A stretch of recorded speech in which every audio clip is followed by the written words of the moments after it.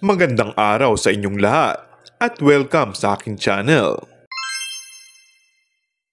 Patuloy pa rin nananatiling tahimik sina MC Mo at Lassie Marquez tungkol sa pagkawala nila bilang co-host ng noontime show na It's Showtime. Kusang loob na nagpahinga sina MC at Lassie kaya hindi na sila nakikita sa kapamilya noontime show. May kinalaman nga ang paninita ni Vice Ganda kay MC sa outing nila magbabarkada sa hindi pagsipot ni MC at Lassie sa It's Showtime. Hindi na nasilayan sina MC at Lassie sa It's Showtime ilang araw matapos lumabas ang vlog ni Vice. May mga nag-uudyok kina MC at Lassie na wag na magpakita sa nasabing show.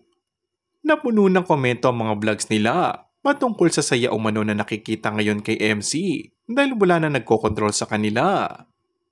Pero may mga nagpapayo ring huwag na lang hayaang masira at matuldukan ng malalim na pagkakaibigan nila ni Vice. Samantala, ayon sa isang source, sa ngayon ay wala pang sagot kung babalik pa ba ang dalawa sa noontime show.